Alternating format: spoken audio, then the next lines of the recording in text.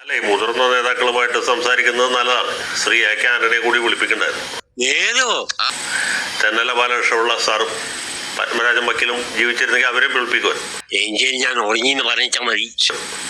കാരണം ഇവരുടെയൊക്കെ ഒരുപാട് കൊല്ലത്തെ അനുഭവ പരിചയമുണ്ടല്ലോ കേരള സംസ്ഥാനത്തെക്കുറിച്ചും ഇവിടുത്തെ ജനങ്ങളുടെ ഒരു ചിന്താശക്തിയെക്കുറിച്ചും രാഷ്ട്രീയ വിവേകത്തെക്കുറിച്ചും ഒക്കെ കൂടുതൽ അറിവുള്ള, കൂടുതൽ ജ്ഞാനമുള്ള ആളുകൾ. ഭാരതത്തിന്റെ ആത്മാവ് കാണണമെങ്കിൽ നിങ്ങൾ ഗ്രാമങ്ങളിലേക്ക് പോകൂ എന്ന് നമ്മെ ആഹ്വാനം ചെയ്ത ആ മഹാൻ. ഇനി ഒരുപക്ഷെ ഇവരാരെങ്കിലുമാണ് കുറച്ചുകൂടി നല്ല നേതാവെന്ന് ബോധ്യപ്പെടുകയാണെങ്കിൽ ഹൈക്കമാൻഡിന് അവർ തന്നെ തീരുമാനിക്കാവുന്നുള്ളൂ.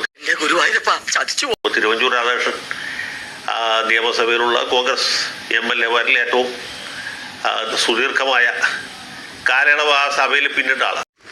എല്ലാവരുടെ പേരും എഴുതിയിട്ടുണ്ട്. എന്റെ പേര് വരെ ഉണ്ട്. അതെന്താ വരെ?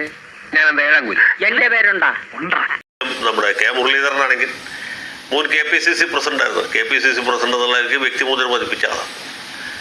വട്ടിയൂർക്കാവിൽ നിന്ന് വീണ്ടും ജയിച്ചിരിക്കും. വേണമെങ്കിൽ അദ്ദേഹത്തെ പരിഗണിക്കാം. വേണമെങ്കിൽ ഞാനും കൂടെ വരാൻ കേട്ടാ.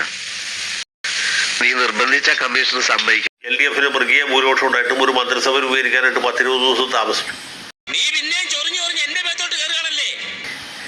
ഇടതുപക്ഷത്തിന്റെ ഭരണം, പിണറായി ഭരണം അവസാനിച്ച് കാണാൻ താല്പര്യപ്പെട്ട ആളുകളാണ് UDF വോട്ട് ചെയ്തത്. ഭരണത ഫലം എന്ന് വെച്ചാൽ അടുത്ത തെരഞ്ഞെടുപ്പിൽ കോൺഗ്രസ് ധൈര്യമായിട്ട് തോറ്റു. അപ്പൊ സെലക്ഷൻ കൃത്യമായിരിക്കും. അത് പോയാൽ കംപ്ലീറ്റ് കയ്യിൽ നിന്ന് പോകും.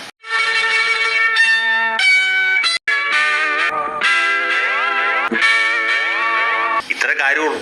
രമേശ് ചെന്നിത്തലയായാലും VD സതീശനായാലും ഇനി KC വേണുഗോപാലായാലും തിരുവഞ്ചൂർ രാധാകൃഷ്ണനോ അല്ലെങ്കിൽ K മുരളീധരനോ ആയാലും വലിയ മാറ്റമൊന്നും വരാൻ പോകുന്നില്ല. കേരള സംസ്ഥാനം നമുക്കറിയാം. ഇത്രയൊക്കെ തന്നെ ഉള്ളൂ.